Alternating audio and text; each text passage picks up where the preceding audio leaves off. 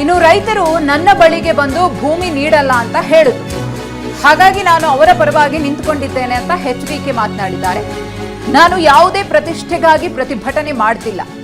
ಇದು ಮುಖ್ಯಮಂತ್ರಿಗಳ ವಿರುದ್ಧದ ಹೋರಾಟವೂ ಅಲ್ಲ. 470 ದಿನಗಳಿಂದ ರೈತರು ಹೋರಾಟ ಮಾಡ್ತಿದ್ದಾರೆ. ಸರ್ಕಾರ ರೈತರೊಂದಿಗೆ ಮಾತುಕತೆಯನ್ನ ಮಾಡಬೇಕು. ಬಲವಂತವಾಗಿ ಹೆದರಿಸಿ ಅವರಿಂದ ಭೂಮಿಯನ್ನ ಪಡೆಯೋದು ಸರಿಯಲ್ಲ ಅಂತ ಕೇಂದ್ರ ಸಚಿವ ಎಚ್.ಡಿ. ಕುಮಾರಸ್ವಾಮಿ ಅವರು ಮಾತನಾಡಿದ್ದಾರೆ.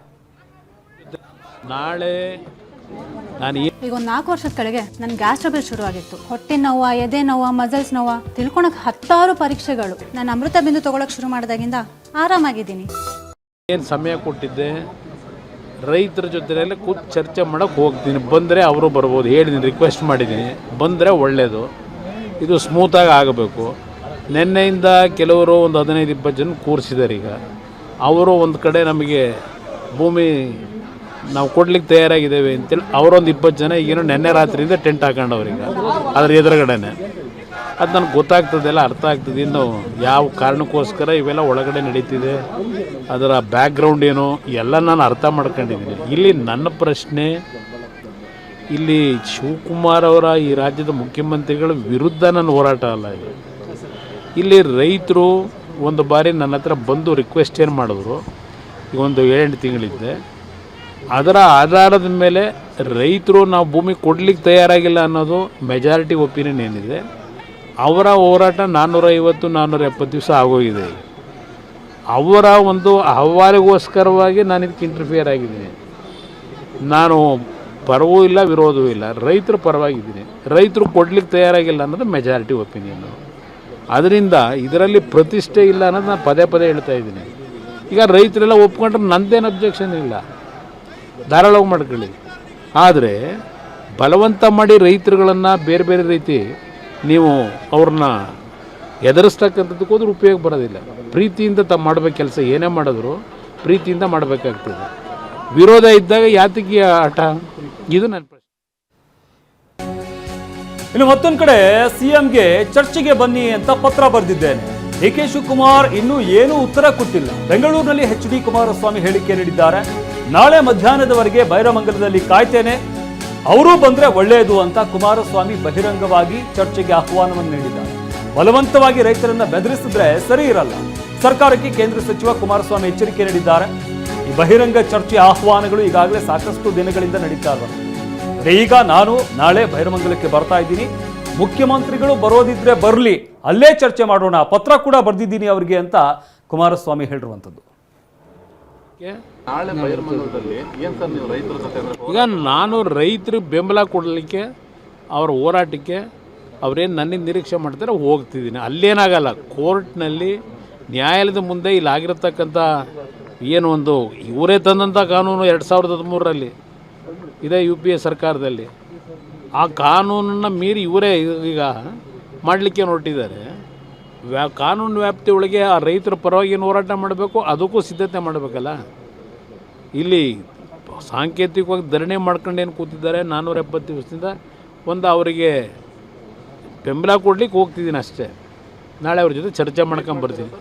ನಾನು ವೆಯ್ಟ್ ಮಾಡ್ತೀನಿ, ಮಧ್ಯಾಹ್ನದವರೆಗೂ ಅಲ್ಲೇ ಇರ್ತೀನಿ.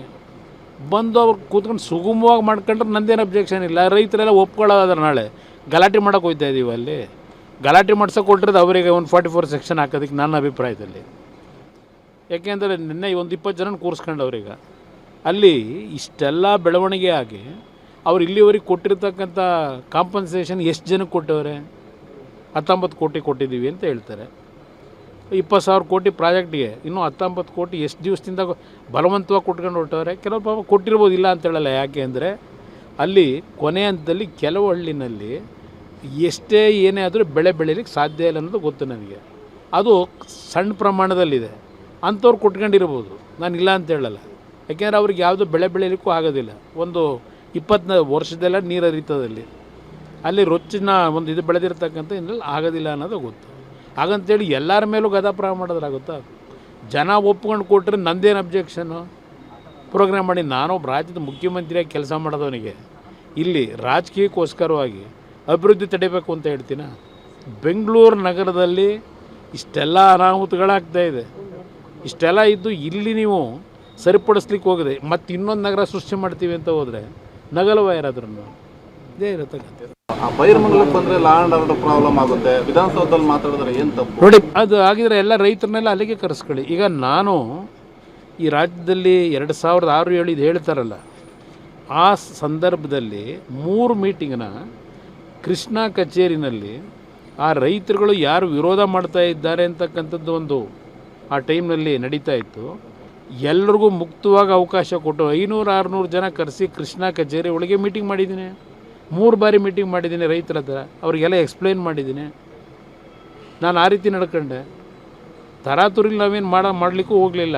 ರೈತರದ್ದು ವಿರೋಧ ಜೊತೆಗೆ ಇವರು ಕಾಂಗ್ರೆಸ್ನ ನಾಯಕರುಗಳೇ ಆ ಟೈಮಲ್ಲಿ ಏನೇನು ವಿರೋಧ ಮಾಡಿ ಅಸೆಂಬ್ಲಿ ಒಳಗೆ ಚರ್ಚೆ ಮಾಡೋರು ದಾಖಲೆ ಇದೆ ಅವರ. ಇನ್ನು HD ಕುಮಾರಸ್ವಾಮಿ ಅವರು ನಾಳೆ ಬೈರಮಂಗಲಕ್ಕೆ ಚರ್ಚೆಗೆ ಬರ್ತಾ ಇದ್ದಾರೆ. ಈ ಸಂದರ್ಭದಲ್ಲಿ DK ಶಿವಕುಮಾರ್ ಅವರು ಕೂಡ ಬೇಕಾದರೆ ಬರಲಿ ಅಂತ ನಿಖಿಲ್ ಕುಮಾರಸ್ವಾಮಿ ಹೇಳಿಕೆ ನೀಡಿದ್ದಾರೆ. ಏನು ಹೇಳಿದ್ರು ಹಾಗಾದರೆ ಕೇಳೋಣ ಬನ್ನಿ. ಈಗ ಮಾನ್ಯ ಮುಖ್ಯಮಂತ್ರಿಗಳು ವಿಧಾನಸೌಧದ 4 ಗೋಡೆ ಮಧ್ಯೆ ಕೂತ್ಕೊಂಡು ಚರ್ಚೆ ಮಾಡಿ ಬಗೆಹರಿಸೋಣ ಬನ್ನಿ ಅಂತ ಕೇಂದ್ರ ಸಚಿವರಿಗೆ ಆಹ್ವಾನ ಕೊಟ್ಟಿದ್ದು.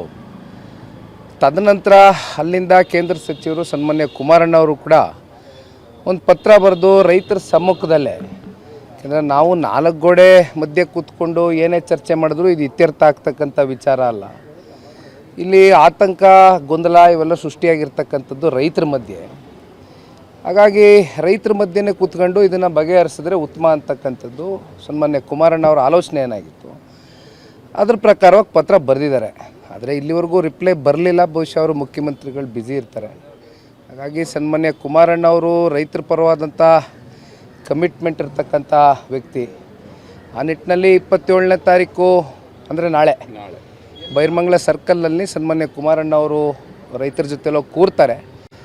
ಮುಖ್ಯಮಂತ್ರಿಗಳಿಗೂ ಆ ವಿಚಾರ ತಿಳಿಸಿದ್ದಾರೆ. ಮುಖ್ಯಮಂತ್ರಿಗಳು ಕೂಡ ಬಂದು ಭಾಗಿಯಾಗಿ ಕೂತ್ಕೊಂಡು, ನಾನು ಅವತ್ತು ಹೇಳಿದ್ದೀನಿ, ಮೊನ್ನೆ ದಿನ ಯಾರು ಪಾಣಿದಾರರಿದ್ದಾರೆ, ಅವರ ಆಧಾರ್ ಕಾರ್ಡ್ ಹೋಲ್ಡರ್ಸ್ ಇದ್ದಾರೆ ಅಂಥ ರೈತರನ್ನ ಕೂರಿಸ್ಕೊಳ್ಳಿ. ಇಲ್ಲಿ ಸಂಘರ್ಷ ಆಗ್ತಕ್ಕಂಥದ್ದಕ್ಕಾಗಲಿ ಗಲಭೆ ಆಗ್ತಕ್ಕಂಥದ್ದಕ್ಕಾಗಲಿ ಯಾರು ಕೂಡ ಇಲ್ಲಿ ಉತ್ತೇಜನ ಕೊಡ್ತಕ್ಕಂಥ ಪ್ರಶ್ನೆ ಇಲ್ಲ. ಇದು ಆದಷ್ಟು ರೈತರ ಸಮಸ್ಯೆಗಳೇನಿದೆ ಅದು ಸುಸೂತ್ರವಾಗಿ ಬಗೆಹರಿದ್ರೆ ಉತ್ತಮ ಅಂತಕ್ಕಂಥದ್ದು ನಮ್ಮೆಲ್ಲರ ಅಭಿಪ್ರಾಯ. ಹಾಗಾಗಿ ಸನ್ಮಾನ್ಯ ಕುಮಾರಣ್ಣ ಅವರು ನಾಳೆ ಭೇಟಿ ಕೊಡ್ತಾ ಇದ್ದಾರೆ. ರೈತರ ಪರವಾದಂಥ ಕಮಿಟ್ಮೆಂಟ್ ಉಳಿಸ್ಕೊಳ್ತಾರೆ.